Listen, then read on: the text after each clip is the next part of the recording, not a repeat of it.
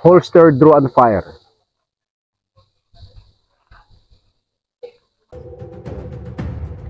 Trained by Colonel Capoy, Colonel Jason Capoy. Ang attempt nyo is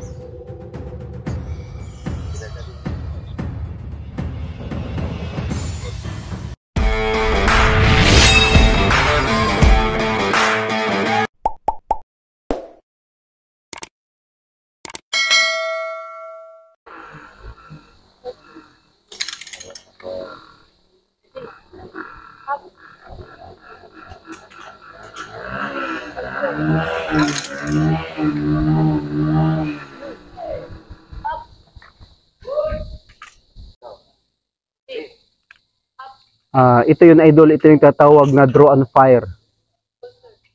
Holster, draw and fire.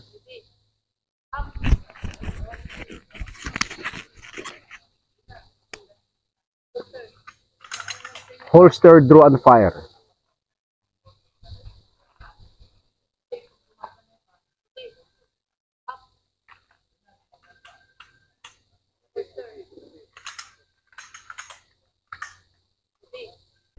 Cadet, anong masabi mo sa bilang isang first class? Bilang isang first class, sir. Ang masasabi ko sa run na to is napaka-snappy, sir, kasi dahil kay Sir Capoy, sir, may mga bago kami natututunan lalo na sa mga shooting drill, sir. Very good. How about you, Cadet? Masasabi ko po na sa sandaling pag-practice mo namin ay marami po kami natutunan para mas lalong mapabilis ang galawan po namin para mas maka-travel agad from target to target. So yun, isa din ako sa si Sir Capoy din ang mentor ko, mga idol. Kaya nga mahilig tayo sa shooting eh. So kailangan talaga sa isang police officer, kailangan talaga yung enhancement, mastery. Kumbaga tawagin nating mastery.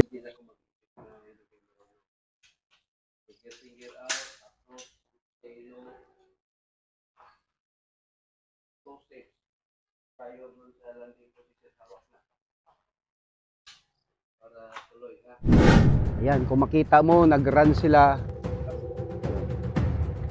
Trained by Colonel Capoy, Colonel Jason Capoy.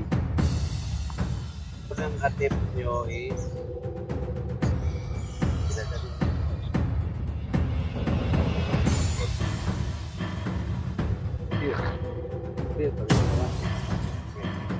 Yan. Yung mga proper run, proper stand, proper handling of handgun. So, yan mga idol, yun ang proper, yun. Kailangan hindi mo ma-break yung 180.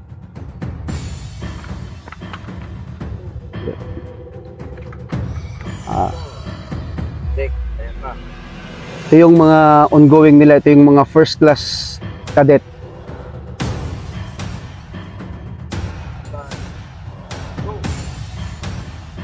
Mga idol, ito yung mga future general.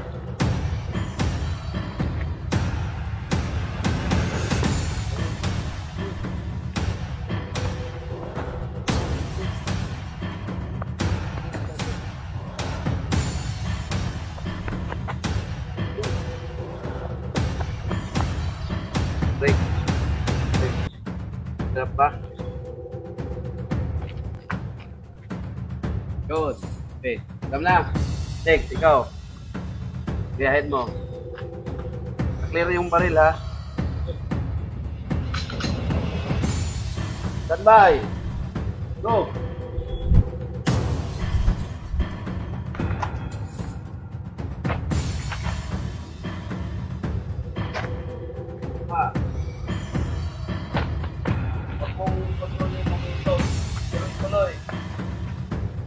Yan. Go. Okay. Hawak baril. Tutok. Go. Hawak baril. Tutok. Yan. Go. Hawak baril. Tutok. Go. Good. Yan. Go. Go. Mga idol, ito yung future Lady Cup ito. Ito yung first class lang. Go. First class cadet.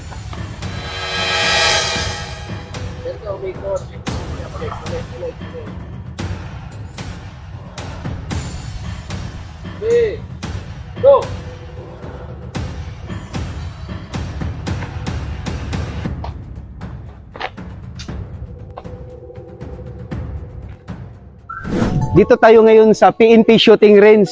Andito yung mga kadete natin, ito yung mga first class. Nag-training for the practical shooting. Yun, kung makita mo, tumatakbo sila. Ito yung tinatawag na diamond formation. Yun, ito yung mga first class natin dito. Ito yung sa grupo nila, ito yung the only rose among the thorn. Ha? Anong class? Third class, sir. Third class pala. Mga idol, ito na yung tatawag na diamond formation practical shooting training nila dito sa PNPA Shooting Range.